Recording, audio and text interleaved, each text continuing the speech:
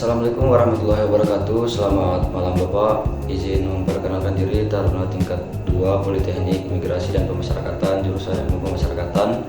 Nama Ahmad Hairil, STB 5628, Prodi Teknik Pemasyarakatan kelas B. Izin Bapak, izin membuat video ujian tengah semester terkait apa itu penologi, kelembagaan, dan macam-macam pidana. Berikut penjelasannya. Baik, kali ini saya akan mempresentasikan materi mengenai penologi dan pemidanaan yang meliputi pengertian, ruang lingkup, tujuan penologi, konsep dan teori pemidanaan, hingga jenis-jenis pidana serta aspek kelembagaan, regulasi dan budaya. Materi ini penting untuk dipahami karena berkaitan langsung dengan bagaimana negara menangani pelaku tindak pidana secara adil, manusiawi dan bertujuan untuk perbaikan. Pertama, kita masuk ke penologi.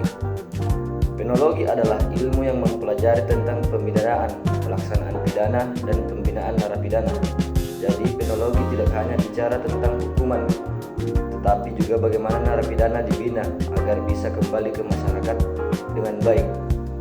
Ruang lingkup penologi meliputi beberapa hal. Yang pertama, pemidanaan, yaitu teori dan kebijakan dalam menjatuhkan hukuman.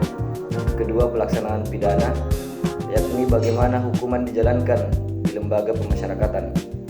Yang ketiga, pembinaan narapidana yang mencakup pembinaan mental, keterampilan, dan kepribadian, serta integrasi kembali ke masyarakat.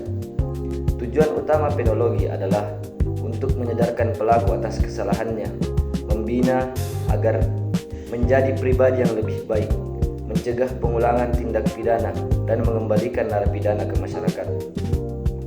Selanjutnya, kita masuk ke konsep pemidanaan. Pemidanaan adalah pemberian penderitaan atau sanksi oleh negara kepada pelaku tindak pidana melalui proses hukum sebagai bentuk mempertanggungjawabkan atas kesalahannya. Dalam pemidanaan ada beberapa teori tujuan, yaitu yang pertama, teori absolut. Pemidanaan sebagai bentuk pembalasan atas kesalahan pelaku, fokusnya adalah keadilan.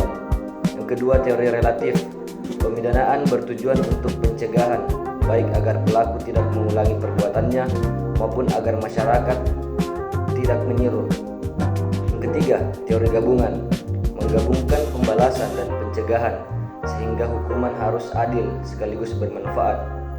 Dan yang keempat, teori modern atau pemasyarakatan yang lebih menekankan pada rehabilitasi dan reintegrasi sosial, yaitu mengembalikan pelaku menjadi anggota masyarakat yang baik. Kebijakan pemidanaan. Kebijakan pemidanaan adalah pedoman dalam menentukan jenis, berat, dan pelaksanaan pidana. Dalam kebijakan ini terdapat beberapa asas penting, yaitu asas keadilan, yang artinya hukuman harus sesuai dengan kesalahan. Yang kedua, asas kemanusiaan, tetap menghargai hak asasi manusia. Yang ketiga, asas kemanfaatan, yang artinya memberi manfaat bagi masyarakat. Dan yang terakhir, asas individualisasi, yang artinya mempertimbangkan kondisi pelaku. Arah kebijakan pemidanaan saat ini lebih menekankan kepada pembinaan, bukan hanya menghukum, melainkan alternatif pidana seperti kerja sosial, serta mendorong agar pelaku tidak mengulangi kejahatan. Selanjutnya adalah 3 pilar penting, yaitu kelembagaan, regulasi, dan budaya. Kelembagaan adalah struktur organisasi yang menjalankan sistem hukum seperti lembaga pemasyarakatan dan aparat penegak hukum. Regulasi adalah aturan atau hukum yang menjadi pedoman dalam pelaksanaan sistem tersebut. Budaya ialah nilai, kebiasaan, dan pola pikir yang berkembang di masyarakat. Ketiganya saling berkaitan.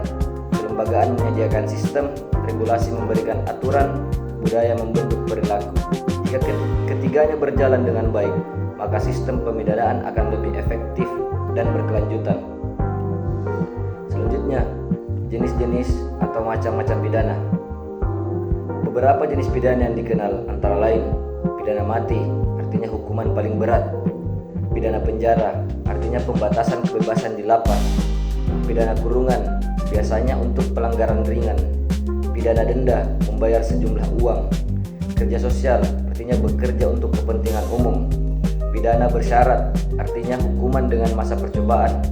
Pidana tutupan, artinya dalam kondisi tertentu yang khusus. Pencabutan hak, misalnya hak jabatan. Perampasan barang, yang artinya barang disita negara. Kerja paksa, bekerja di bawah pengawasan. Dan pembuangan, artinya pengasingan ke daerah tertentu.